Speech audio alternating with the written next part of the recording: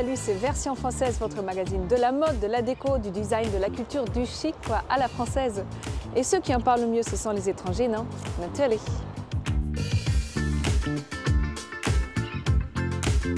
On commence par une rencontre qui sent bon les pâtisseries gourmandes et le pain grillé. C'est notre focus sur Benoît Castel. Dans Version Française aujourd'hui, découvrez le portrait d'une mythique créatrice française, la talentueuse Vanessa Bruno. Repérage dans un Paris nostalgique avec une sélection d'adresses pointues pour les amoureux du vintage. Et pour finir, on ira se lever dans les coussins moelleux et made in France de la maison Popinot. Mais tout de suite, point de vue, un regard affûté sur les nouveautés stylées de la semaine. Chic Version Française, c'est maintenant.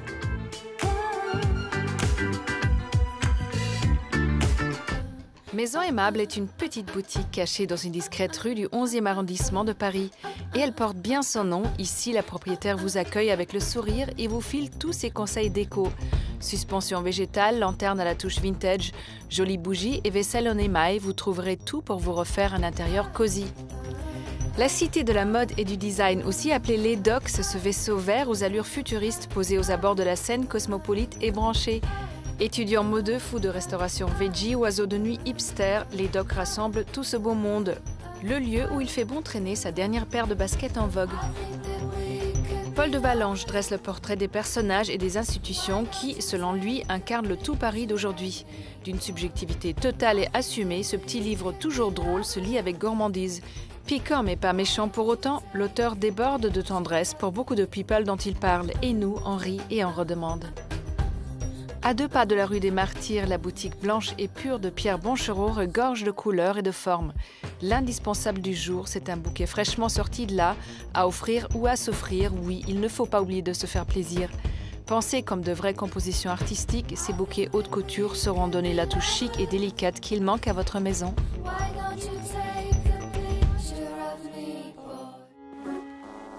Tarte chocolatée, viennoiserie feuilletée et pain à la croûte dorée, salivé devant notre reportage avec Benoît Castel. Benoît Castel est un chef pâtissier qui n'a pas fini de nous surprendre. Son idée, réinventer les traditionnelles boulangeries pour en faire des boulangeries, pâtisseries, brunch. Ça sent bon l'amour, le pain chaud, la convivialité. Le monde de la boulangerie-pâtisserie change beaucoup en ce moment. Il y a plein de commerces nouveaux. La boulangerie-pâtisserie devient des vrais lieux de rencontre depuis très longtemps. Oui. En fait, ici, par exemple, on a lancé les brunchs en fait, le week-end et on a notre grande surprise, ça a vraiment hyper bien fonctionné. On fait un brunch plutôt pâtissier, bien évidemment avec des choses sucrées, des choses salées. Il nous présente sa tarte à la crème. Attention, ça envoie de la vanille, du sucre, du beurre et de la crème fouettée.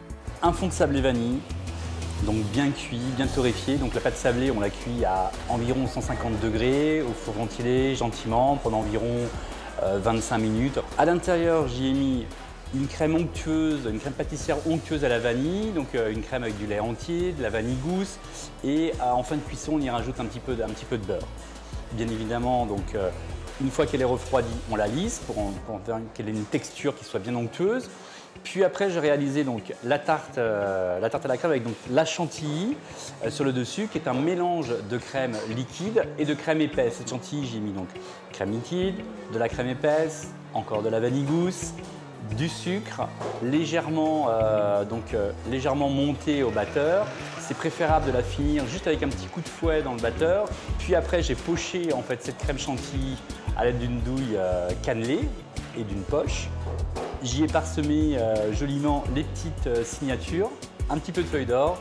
Bonne dégustation. Fille au régime, passez votre chemin.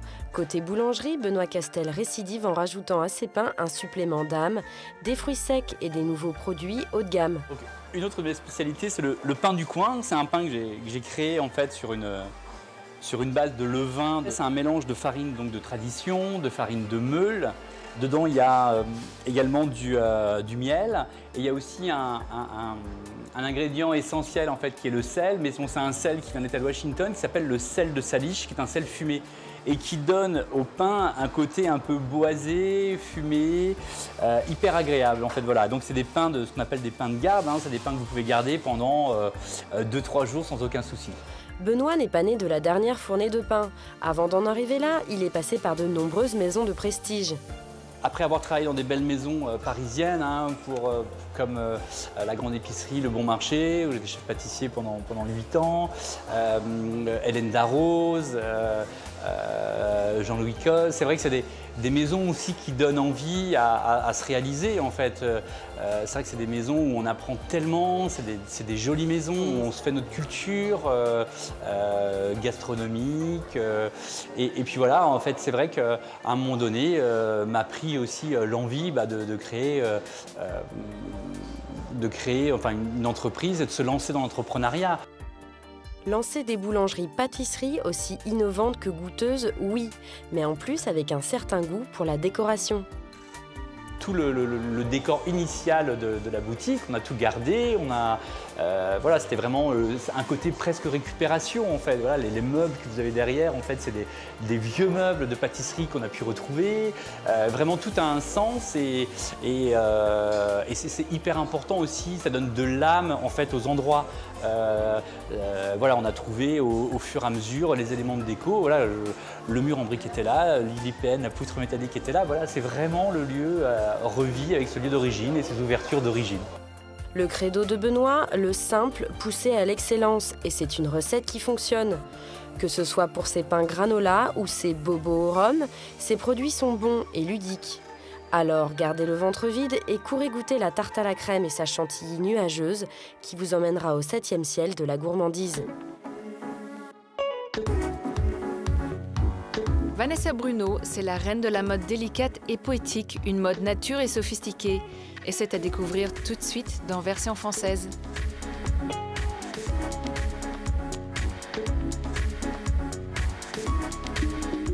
Ces vêtements sont dans les garde-robes des Parisiennes depuis plus de 20 ans.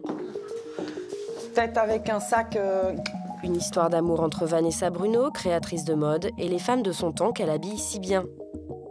Avec une boots noire et une boots or. Dans son showroom parisien, à quelques jours de la présentation de sa nouvelle collection... Non, mais parce que je trouve joli de voir la boucle aussi. C'est l'effervescence. Et Vanessa a l'œil partout. Bien remonter. Vas-y. Ok. Le shooting photo est pour bientôt, c'est l'heure des derniers essayages. Jusqu'à l'ajustement parfait. Bon, ben Caroline, c'est celle-là qu'on va finir. Et après 20 ans de création, pour Vanessa, j'aime beaucoup même. Ça reste le meilleur moment. C'est une des raisons pour laquelle ce métier est passionnant, et même s'il est très très prenant parce qu'on n'arrête jamais. Mais c'est ce moment-là, on le fait pour ce moment-là. C'est d'arriver tout d'un coup à cette espèce de truc complètement magique où on voit les silhouettes prendre forme, où tout d'un coup on a le plaisir de découvrir des pièces qui arrivent et qu'on met en forme avec d'autres choses. Et tout d'un coup, c'est... Ouais, ça c'est du vrai plaisir. Les vêtements créés par Vanessa Bruno sont à son image. Celle d'une femme active et urbaine, imprégnée d'une délicieuse inspiration folk. Active et dynamique, Vanessa est comme ça. Et du showroom au studio photo, ça va vite. Allez, c'est parti! Pour ce shooting, comme toujours, c'est bien entouré de sa team chérie que Vanessa aime travailler. Avec le sourire et dans la bonne humeur, Vanessa manage son équipe d'une main de maître. Super, Martin. Tu fais aussi un bon boulot, Martin, on peut le dire. J'aime bien travailler souvent avec les mêmes personnes, parce que je pense que quand on établit une équipe, on se comprend très vite, et ça c'est très important. C'est pas la peine à chaque fois de réinstaller un nouveau langage, parce que la mode c'est comme un langage, hein. Il faut se comprendre. Son désir d'aller jusque dans les moindres détails va jusqu'au choix de ses mannequins. Ces silhouettes sont très souvent des femmes ordinaires, croisées au hasard de ces rencontres. Le choix du mannequin est très important parce que d'abord, au-delà d'être une mannequin, pour moi c'est une fille, c'est une personnalité, c'est ce qu'elle va dégager tout de suite comme impression qui va donner un sentiment de voilà, j'ai envie d'être comme elle, c'est à ça que je veux ressembler. J'essaye de faire passer d'abord une personnalité avant de faire passer uniquement le côté trop mannequin plat. Typiquement, la Marie est française. Je trouve qu'elle est complètement dans cette lignée de la parisienne. Un peu cool. En plus, c'est quelqu'un avec qui j'ai travaillé déjà et je sais qu'elle incarne très bien ce que je souhaite par rapport à la marque. Et on peut dire que Vanessa, elle sait ce qu'elle veut. Non. Non. Oui. Très jolie. Waouh! Les décisions vont vite, mais le maître mot, ça reste concentré. Ah oui, on est très concentrés, mais on a le sourire en même temps, ouais. Le sourire reste et il y a de quoi. La présentation est dans quelques jours. Pour toute l'équipe, c'est un grand moment. Vanessa Bruno, c'est une marque et un style. 20 ans de création avec toujours la même vision. Celle d'une femme bien dans son époque qui reste attachée à l'héritage de ses idoles des 60s. De sa première boutique Rive Gauche aux 300 points de vente partout dans le monde, Vanessa a fait du chemin. Ligne de vêtements, chaussures, sacs et accessoires, elle offre aux femmes de quoi se parer de la tête aux pieds.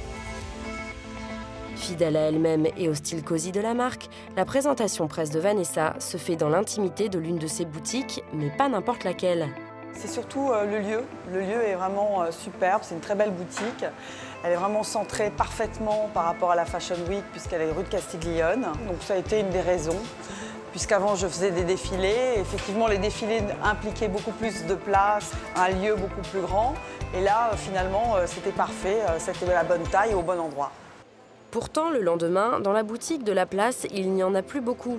La presse a répondu présente à l'invitation de Vanessa. Tous sont venus voir ses nouvelles créations. La journée s'est très bien passée, je suis ravie. On reçoit des gens qu'on n'a pas vus depuis longtemps, la presse, c'est un moment convivial et c'est un moment aussi où on échange sur le travail qui a été fait. Un travail qui ne s'arrête vraiment jamais. Demain, c'est repos que le matin et on reprend l'après-midi. Et ça, c'est tant mieux pour nous.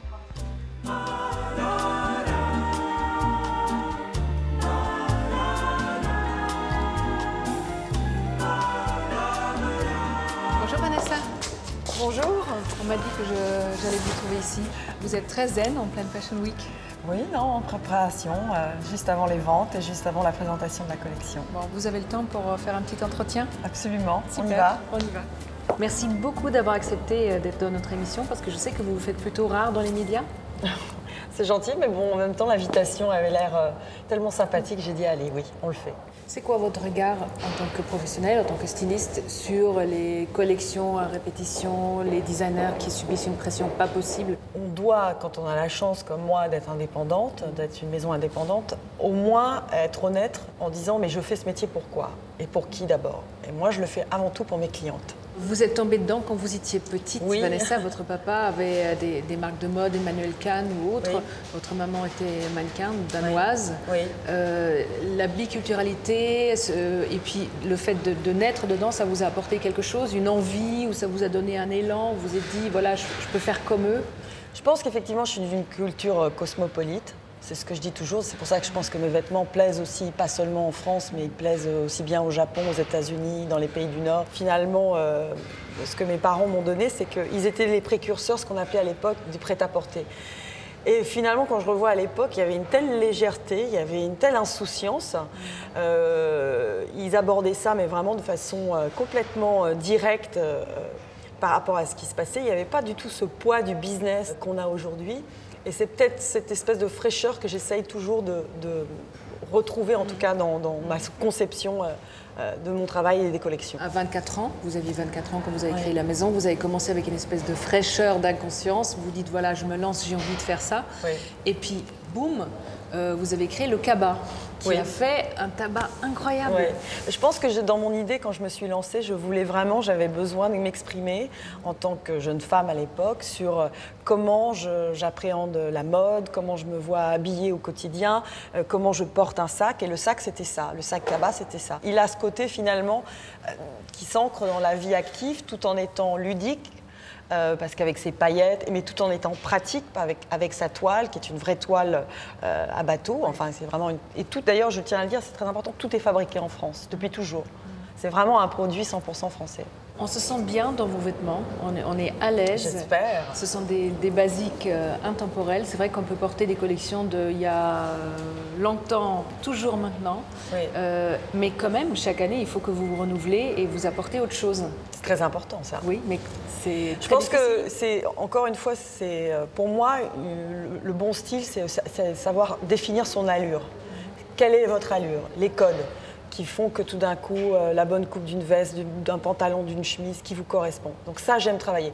La première fois que j'ai fait l'interview, on m'a dit « Ah oui, vous aimez faire des basiques ». J'ai dit « Si faire des basiques comme un trench, comme Burberry ou comme d'autres maisons qui ont créé des basiques, je serais très contente parce que pour moi, les beaux basiques, ce sont des choses qui sont indémodables et qui traversent le temps. Mais je pense que notre métier exige un peu plus. Il y a une part de séduction, une part de féminité qui est très importante et donc pour ça, il faut faire rêver la femme. Et il faut la faire rêver chaque saison, tout en étant complètement dans son ADN. Un rêve, Vanessa. Bah, écoutez, ouais, j'ai beaucoup de chance, vous savez, de pouvoir me faire plaisir. Je pense aussi donner ce plaisir aux femmes qui s'habillent chez moi. Absolument. Merci beaucoup. Merci.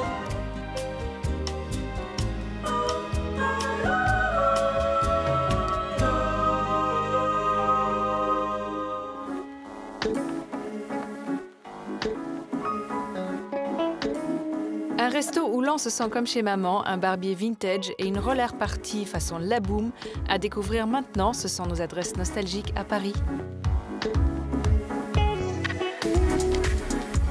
Paris pour, c'est votre rubrique dénicheuse de bons plans. Cette semaine, on a marché, couru, rampé, arpenté, cheminé, exploré, en quête d'un Paris nostalgique. C'est parti, on vous embarque pour notre voyage dans le temps. Pas question de commencer cette promenade le ventre vide, bienvenue au Fils à Maman, un restaurant qui remet les saveurs de l'enfance au goût du jour. Les Fils à Maman, ce sont des restaurants qui jouent sur la nostalgie, sur le retour à l'enfance. C'est un hommage à nos mamans, c'est la cuisine de nos mamans et l'univers de quand on était petit, des années 80, 70, 80.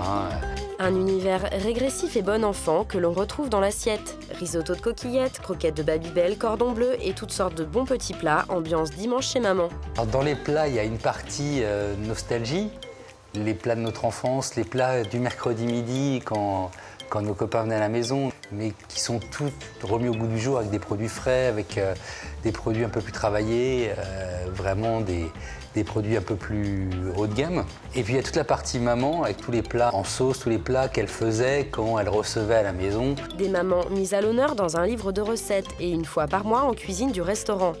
On peut aussi tenter sa chance sur la roue des gourmands et profiter de dessins animés aux toilettes. Un concept qui plaît et qui a fait des petits partout en France et même à l'étranger.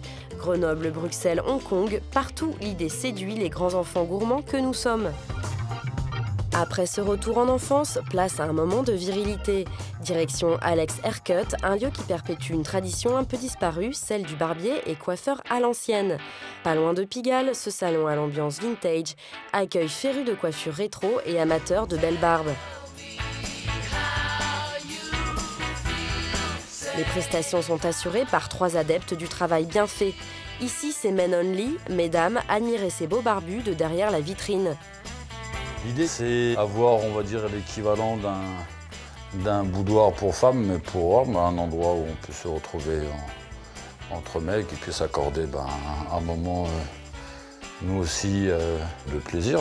On prend soin de votre barbe tout en perpétuant un savoir traditionnel. Quant aux coiffures, pas question de vous faire des coupes graphiques du moment. Ici, on ne fait que du rétro. On met en avant l'artisanat. Ça va être l'utilisation beaucoup du peigne-ciseau, un peu de tondeuse, le coupe-chou.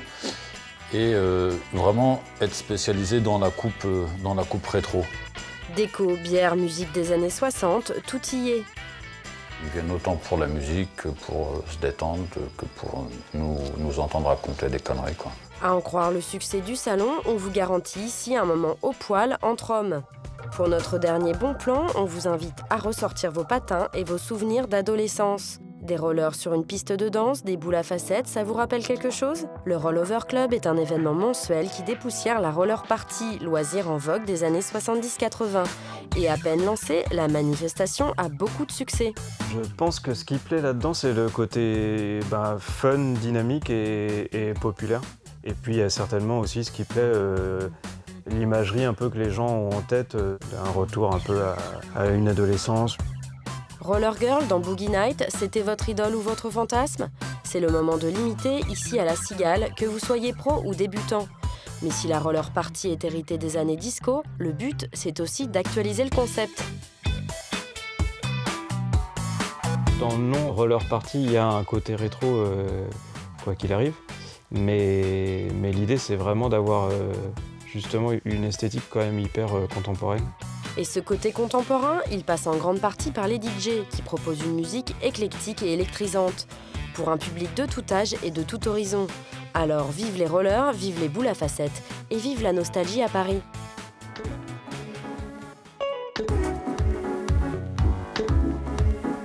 Des coussins d'exception conçus comme des tableaux et made in France. Le pari était osé et c'est Maison Popinot qui l'a fait.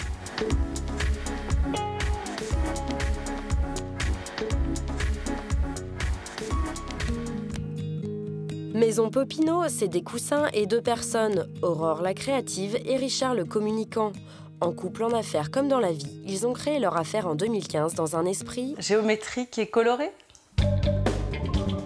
Le concept tient justement dans à la fois la qualité de la réalisation, parce qu'on est plutôt sur une réalisation, ce qu'on peut appeler haute couture, avec des finitions vraiment très soignées. À la fois la réalisation et à la fois justement la juxtaposition de matériaux complètement différents. C'est de faire uniquement des petites séries avec donc des tissus haut de gamme. L'idée, c'est de proposer aux clients une espèce d'exclusivité en fait dans son produit, puisque nos séries sont éditées entre 10 à 30 pièces maximum par association textile.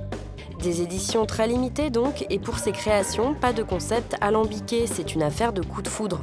Mon inspiration, elle est avant tout avec la rencontre du matériau, c'est-à-dire que je pars chiner du tissu et c'est toujours, et c'était la même chose avant quand je faisais des costumes, c'est toujours le tissu qui va me raconter quelque chose.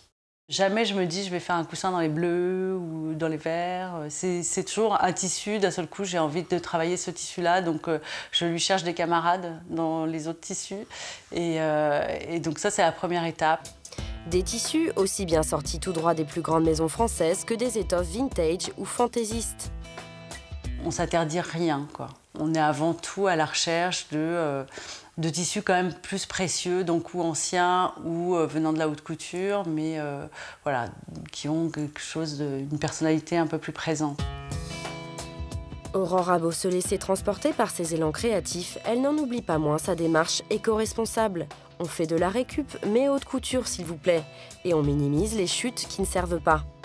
Après cette étape, évidemment, on coupe un prototype et après, toute la série est coupée et stockée. En fait, on ne passe à l'étape fabrication des coussins que quand ils sont vendus. Tout est préparé en morceaux, mais rangé, stocké avant montage. Nous, on est très attachés à tout ce qui est quand même écologie et récupération. Donc, il est hors de question de fabriquer des choses qui vont rester dans une boîte. On peut toujours réutiliser ces pièces de tissu ultérieurement sur une autre série avec d'autres tissus, etc., quoi. Donc, l'idée, c'est vraiment zéro déchet.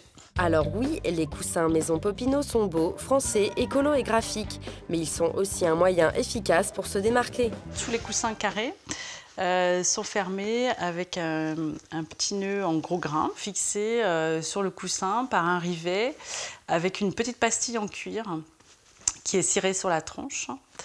Et donc on peut voir l'étiquette entre les 2 pastilles, et donc le coussin est houssé par cette ouverture. Les petites pastilles en cuir sont faites ici aussi. On s'attache à récupérer des stocks de divers cuirs chez des maroquiniers de luxe. Et si maintenant nous allions faire un tour là où la magie opère? Ici on est dans notre atelier, voilà, table où beaucoup de choses se passent, notamment la création des coussins.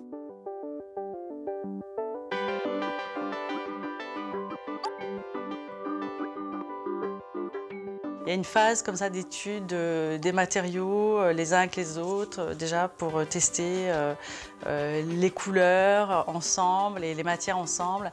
Après, sur la seconde phase, on essaye de tester le dosage d'une certaine couleur par rapport aux autres. Est-ce que le coussin il va mériter plus de noir ou plus de rose ou plus de bleu? Le coussin Maison Popinot, c'est surtout une histoire d'alchimie et d'équilibre, un peu comme de la pâtisserie. Alors pourquoi avoir choisi les coussins plutôt que les macarons? Le coussin s'est imposé assez facilement dans la mesure où je trouve que c'est un espace petit certes, mais qui laisse une grande liberté d'expression, justement en termes de motifs, de couleurs, de matériaux, voilà. La liberté se trouverait dans un petit carré de plumes et de tissus précieux? Et pourquoi pas? Version française est déjà finie, alors soyez chic toujours et retrouvez-nous la semaine prochaine. Bye!